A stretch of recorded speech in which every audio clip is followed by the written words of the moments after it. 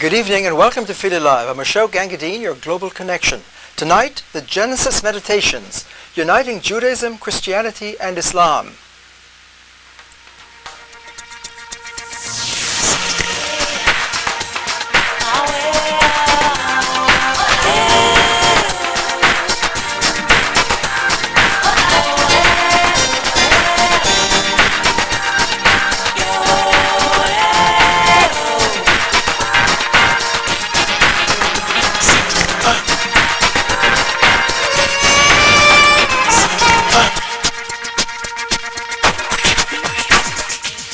When we think of the Genesis story, most of us think of an ancient biblical myth of the creation of the universe, a story that's from the past and not relevant to today's world or to our worldviews. But our guest tonight has just published a book, The Genesis Meditations, a shared practice of peace for Christians, Jews, and Muslims, which suggests that this Genesis story, which is a common root of all three religions, energizes and touches our lives directly when it is properly experienced and encountered. Can the Genesis Meditations bring this ancient story to life for us? Is it relevant for today's world dominated by science and technology? And can it help build bridges of peace between Judaism, Christianity, and Islam? Dr. Neil Douglas-Klotz, an internationally known scholar of religious studies and psychology, is also the author of Prayers of the Cosmos, Desert Wisdom, and the Hidden Gospel. He's a practicing Sufi and has held numerous teaching positions, and he's currently residing in Edinburgh, Scotland, where he directs the Institute for Advanced Learning. He also founded the International Network of Dances of Universal Peace. Neil, welcome to Feel Alive. Thank you, Ashok. I'm very happy to be here. Wonderful to have you. Help us understand, how can Genesis be a practice? How can it make a difference to our life? What I'm trying to share in the book is research that indicates that the Genesis stories were they were neither history, nor are they simply stories that our ancestors told of things that happened long ago. For them, it was their real orientation to their place in the universe and in nature. In other words, they were really a living practice. They were a way of meditation, if you will. I see. So it really isn't about facts or telling us a story about the actual objective creation of the universe. That's correct. I see. I mean, the basic message of the book is that it's really our beginnings that unite us in the three traditions. Mm-hmm. It's the endings that seem to separate us. In other words, who's going to be more favored or blessed in the coming world or in heaven, or whatever way the three traditions typify that. Now, just clarify for our viewers, when you say the three traditions, are all three of the same common origin?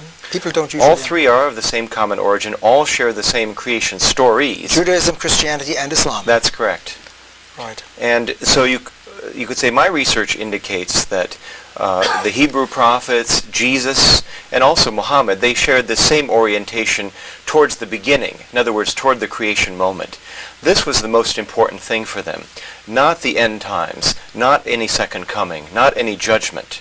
A judgment, in other words, that was not separated from the beginnings. But isn't it natural to look towards the future, though? I mean, when we're in our life, it's a bit counterintuitive to think that they're stressing the beginnings. Would you say a little bit more about that for us? Yes, I mean, this is the thing that I discovered in my research over many years, researching first the Aramaic words of Jesus, in other words, his native language, is that the people at this time, Jesus, the Hebrew prophets, and also Muhammad, they looked at time in a very different way than we do today. Ah, I see. Help us understand, in what way would that be different? We tend to look at time outside of it, as though time is points on a line. Past is over, now is the present, and the future is yet to be. Mm-hmm. But it's almost as though we're standing outside of this. Our ancestors and those who told these original stories, they viewed themselves within a moving time where the past was in front of them, so to speak. The present is also moving where we are, and the future is behind us. Now, the easiest way to understand that, I maintain, is the metaphor of the caravan. Mm-hmm. It's like a caravan of ancestors. Those who have started out before us are the plants, the animals, our human ancestors who have gone before us. They're more towards the front of the caravan, still moving. We're in the middle of the caravan, also moving, and our ancestors are behind us, so to speak, as though really behind our backs, in the future, in the unseen, waiting, also moving, into the, you could say, the scene, into the manifested realm. Well, we have some images, beautiful images, artwork from your book, and one is the caravan, and we'll get that in a moment. Just to remind our viewers, in case you're just joining us, I'm Ashok Gangadine, your Global Connection, and tonight we're talking about Genesis meditations, looking at the power of the Genesis story as a way of transforming people today and enacting it and building bridges of peace across Judaism, Christianity, and Islam. Any questions about that? What does the creation story mean to you? Our phone lines are open. We'd love to have you join our conversation. Neil, let's take a look at this first visual, which is about, you call it the caravan of creation. Yes. Here it is up for us. Help our viewers read this. What are we looking at here? Well, again, the artists I asked to provide illustrations for Genesis meditations read this shared story that I bring together in Genesis meditations. I try to retell the original creation stories from the standpoint of all the traditions, in stereo, so to speak, or really maybe in surround sound, if you will. And their orientation was really that the caravan of creation is still moving. That Bereshit moment, as the Hebrew mystics call it, that beginning moment, is full of power, it's full of creation. That's what we're looking towards as we look ahead. The future, you could say, takes care of itself if we orient ourselves properly to this ever-living creation moment. Right. So that there's a whole different sense of what time is when you're very different sense. Caravan very different sense. Now, these stories got changed around a bit, which is something your viewers will be interested in. They got changed around. The view sort of got reversed when the old Middle Eastern myths and stories were strained out through a Greek language, you could say, ethos, a Greek language structure and philosophy. And in Greek language, after Plato, it's the ends that become important. I see. So language made a difference here. Language makes a huge difference. Does that mean that the Aramaic or the Hebrew did not have that same kind of future orientation? Old Hebrew and Aramaic, the Aramaic of Jesus, they don't have this future orientation. For them, really, past, present, and future are more alike. They're synchronous, so to speak. Right. Present can influence past. Past can influence future. Future can influence present. All the times are moving. Nothing is ever over and done with, or nothing is inaccessible. We're always in a moving universe. And also the divine is sharing the same universe with us. It's not isolated in a place or a space like heaven, so to speak, which is above or beyond the world or beyond time. So when we tend to look at the Genesis story or creation or beginnings as over and in the past and history, that is using a different lens than the original. We're looking back through a more schizophrenic lens, that is through the Greek language, which became important really when Christianity became the imperial religion of the Roman Empire 300 years after Jesus. I see, and your book is helping us to go back and recover that original power as a practice. That's right. Part of my book is retelling the story of how, I say, creation was sort of lost and found, the living practice, our orientation in the universe, in cosmology, with nature. See, because I maintain that really this skewed creation story affects everything from colonialism to our ecological problems to the division between the sexes. A misunderstanding of this creation story really infects all of Western culture, starting at about 300 years after Jesus. So to get this story right is going to be very important for where we are now. That's right. When we read it alongside of the current discoveries of modern scientific cosmology, right.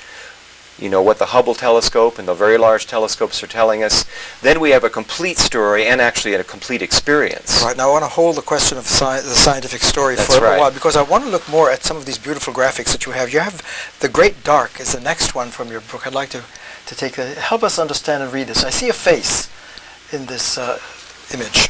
What is this? This is a very important part of the story, because the old Hebrew creation stories, and there are a number of these stories, they tell us that darkness, which is really what is unknown in Hebrew, is essential to creation. Darkness is not bad. You can have sacred darkness as well as you can have sacred light. Yes. And this is a very important part, because darkness really represents that which is mysterious, that which is chaotic, that which is not proceeding in any sort of linear progression, and really that which is not known. I see. So there's darkness now.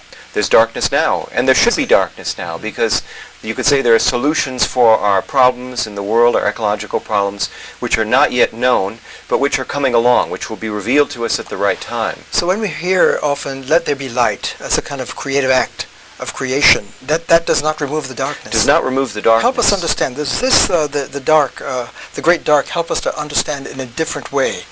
Let's look at it, Ashok, in a very, very practical, psychological way, or you could say a way we experience in everyday life. There are parts of our being which we simply don't know. If we breathe deeply within us, we may encounter thoughts, feelings, impressions, emotions, that some of which we can identify, some of which we can't. For many of us, it's sort of a jumble. As the great Sufi poet Jalaluddin Rumi once said, the inner being of a human being is like a jungle. We can find animals wandering around, plants, it's like a wilderness. As we breathe into that, we discover more of the aspects of our being. This is exactly what Genesis is talking about.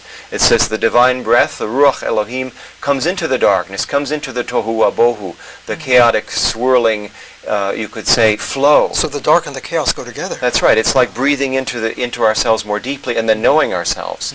The knowing ourselves better is the let there be light and there was light. I see. Now, but darkness and light exist together and always will. And the breath is important. What is the importance of breath here? Breath is the connection between the worlds, so to speak. The breath of the Holy One, so to speak, the Ruach, is what unites all the different worlds together.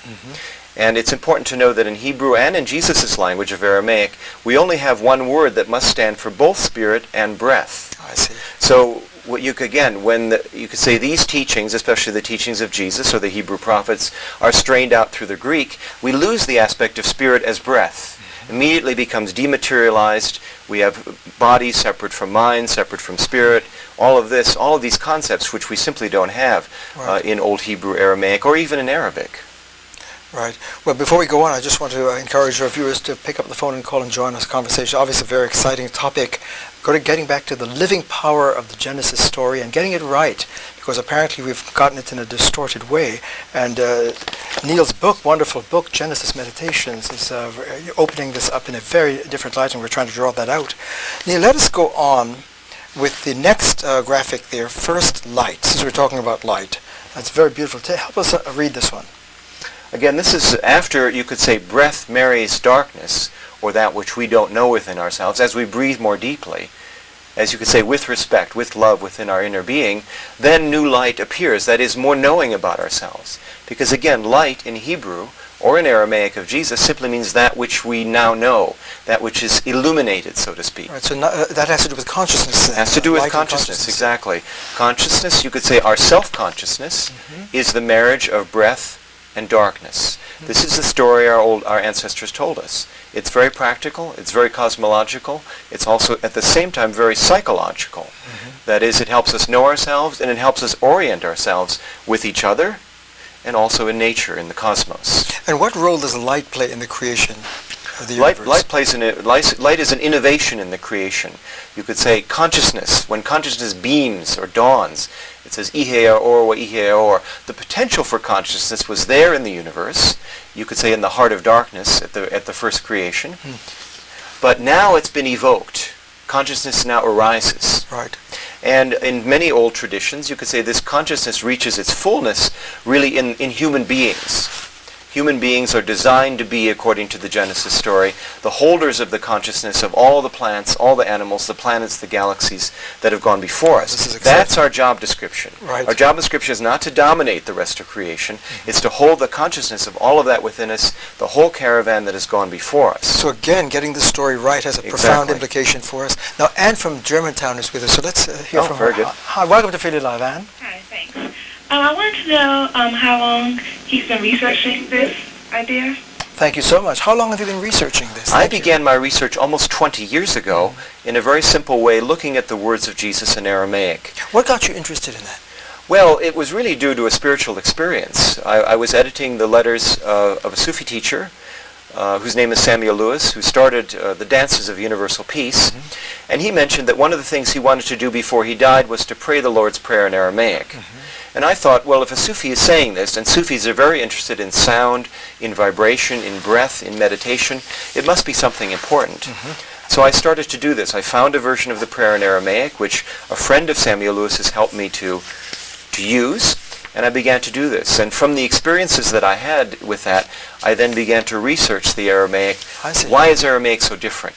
And from that, then in my first book, Prayers of the Cosmos, I translated each line of the Lord's Prayer, the prayer of Jesus, 6 or 7 different ways, because this is what Aramaic allows us to do. Right. And each of the Beatitudes the same way. And from those huge differences, you could say from the very narrow view that I had growing up as a Christian of the prayer, I had a much wider view. For instance, the Greek version of the prayer of Jesus would say, Our Father which art in heaven.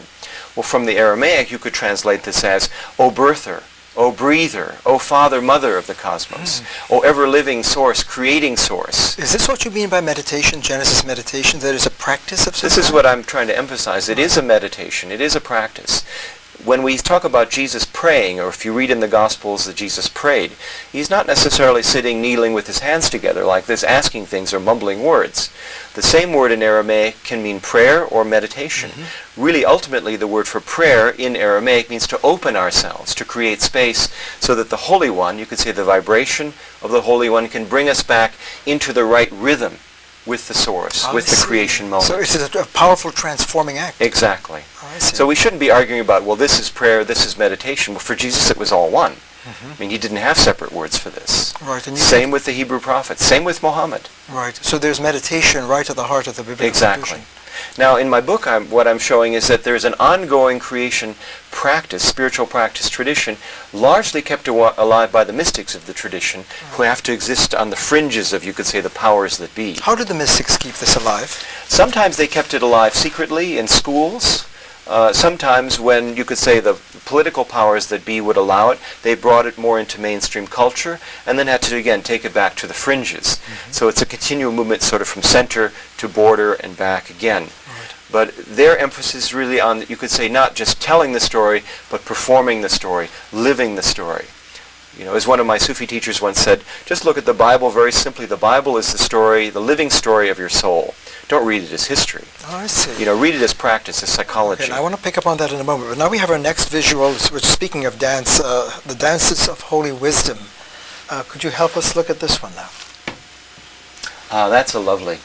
This is, again, what I bring it in Genesis Meditations is that there are a number of many different stories in the Bible, creation stories. There are two separate ones in Genesis. There's the cosmic creation with 7 days. There's the Adam, Eve, and the serpent story, which is not really connected to it, but can be read alongside of it, but really is a different story. And then there's the story of holy wisdom, which is mentioned in Proverbs. Proverbs says that at the beginning of all things, holy wisdom, whose name is sometimes recognizable as Sophia in Greek, was there. She was dancing. She was playing. She was helping the creation come into birth. We usually don't hear about Sophia in terms of the creation story. No, and you know why we don't, Ashok, is because most English translations of the Bible, they lowercase the word wisdom in Proverbs. So she's not recognizable as a being. Ah, okay. Again, when you see words capitalized in the Bible in English, be very suspicious, because neither Hebrew nor Aramaic capitalizes words, nor does Greek capitalize words. So there's an interpretation going on. There's an interpretation going on. If you read Proverbs 8 and Proverbs 9, it talks about that Chokhmah, that is holy wisdom, was there at the beginning. I'd like to develop that a little bit further, because I think in our present worldview, looking back, we often hear that the biblical tradition is patriarchal. That's right. And the woman is displaced That's or right. secondary. Could you clarify That's right. that? Now, what current research tells us is that the people who first told these stories were able to hold multiple stories at the same time. You see, their God image, their God concept was that God includes everything. That's what Elohim means. Or in Jesus' language, Allah. Allah or Elohim means that everything's included. Light and dark, male and female, above and below, rich and poor.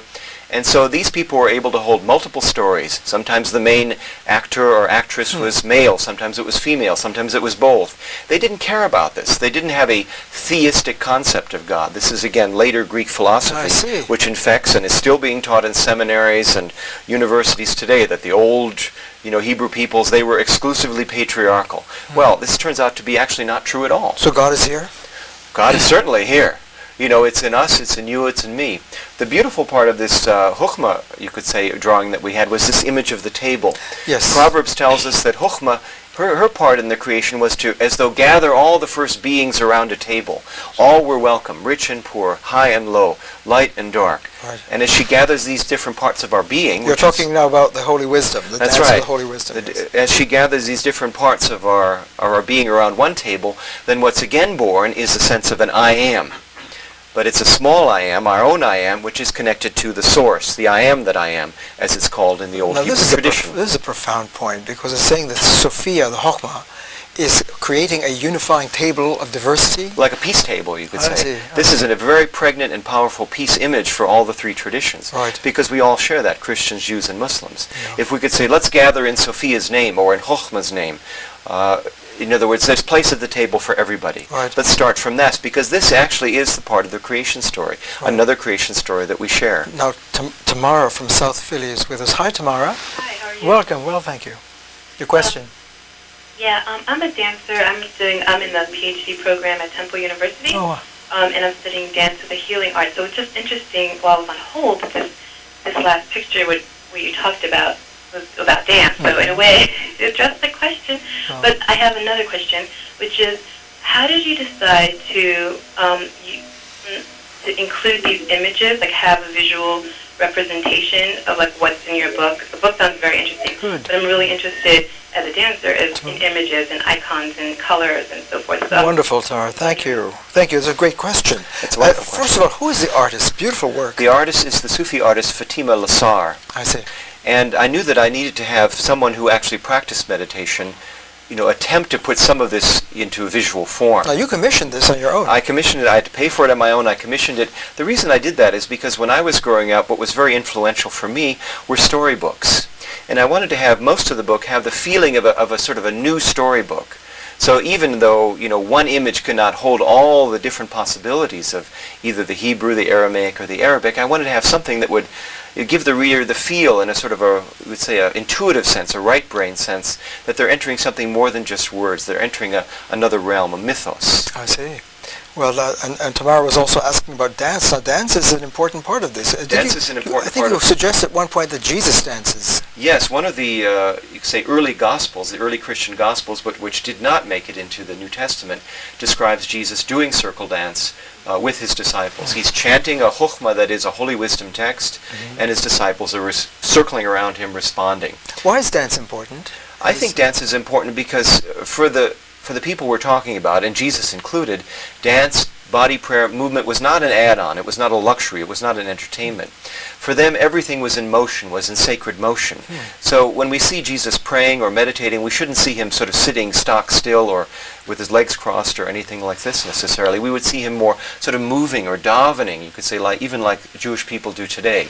Because they would see that the divine is always in movement. It's evolving through us. And you could say our relationship with the divine is changing the whole fabric of reality. Right. So for me, as part of my meditation, and my books are part of my own spiritual practice, I chant some of the words of Genesis. Sometimes, you could say, when the grace allows, melodies come through or dances of universal peace come through. And so I share that with people when I'm teaching, and also there's a CD that goes with the book that shares some of these chants and meditations. Right. Now, in terms of the power of the story, it's a practice. You stress this. And what's coming across in the book powerfully is that we tend to look at the creation story as a fact. Correct. But this, you're saying, it's not a fact at all. It has nothing to do with that. It has a different purpose altogether. It's something much more important than what we call historical fact. It's the way that we orient ourselves to each other, to life, and to nature. It was only read later as historical fact, again, through this Greek lens, and because there was political percentages in doing it. Explain that. What do you mean? Well, you could say when the focus was shifted to the end rather than the beginning, then we could say, when we place the ends ahead of the beginning, then we say, well, this is the ideal future towards which we're going. Right. There's a Christian ideal future. There's a Jewish ideal future, although Judaism doesn't participate in this as much. Or there's a certain sort of fundamentalist Muslim ideal future. And you could say, my future is not the same as your future. And that can become divisive. It's very divisive. Right. You could say Christianity in some way starts it by changing the creation stories and emphasizing, as St. Augustine did, original sin. Original sin is not in the Bible. It's not in either the New Testament or in the Jewish scripture. But it was St. Augustine's, you could say, take on Genesis, being disillusioned and disappointed that when Christianity did take over the world after Constantine, 300 years after Jesus, things just didn't get better. The rich were still rich. The poor were just as poor or maybe more poor than elsewise, and a number of people thought, well, the poor guy just got depressed, and so he thought, there must be some mistake in the beginning. Right. Well, let's get Loretta from Cherry Hill. Sure. Time is almost up. Hi, Loretta. Hello. I'm delighted to be able to call, and my question probably should be asked at the beginning of the program. But I wonder if the tree, eating of the fruit of the tree, of the knowledge of good and evil, does not relate more to conscience than consciousness. Thank you. Oh, good question. Conscience rather than consciousness. Well, Eating of the fruit. it's both, really. I do retell this story as part of the book, and I give different points of view on it from the mystics of the three traditions.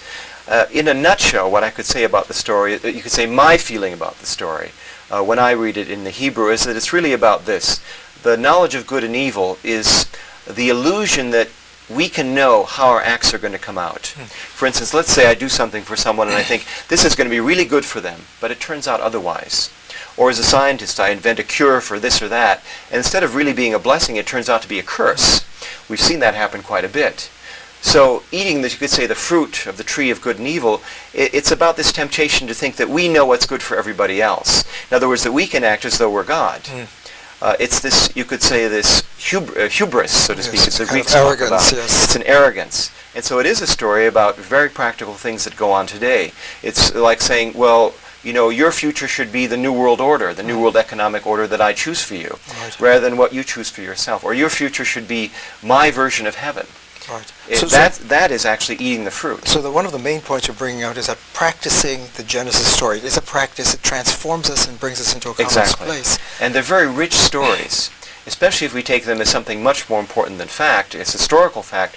We take them as, you could say, our own story, our own inner story, and the story of our communities that they're going through. Speaking of time, it's almost up for us, or just almost there. And I know that you're going to be speaking tomorrow. For viewers, you may want to hear Dr. Douglas-Klotz tomorrow at Westchester University. That's right, in the afternoon, 3:30 in the afternoon. It's open to the public, free and open. That's right. 3:30 at Sykes Hall, Auditorium, I think the Auditorium A. I believe that's correct. 3:30 tomorrow, so you'll have a chat. You're also doing a book signing tomorrow in Center City. Yes, sort of a book talk and signing at Barnes & Noble on 18th. And Walnut? Walnut, right? That's right, Barnes & Noble at 7 p.m. Right, so you can have a chance to meet Neil in person and to see his book and to get this. And also, if people are interested in more of this, of course, there's a website for the book. Right, what is the website? www.genesismeditations.com.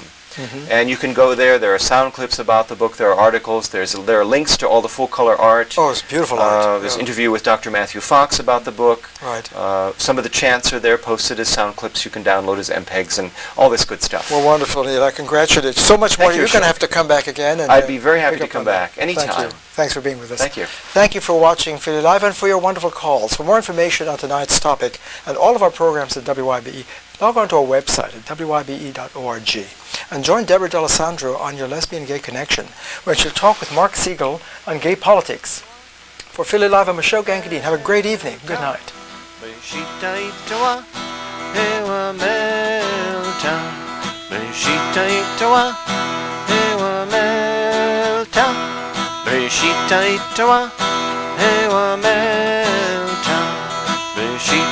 itawa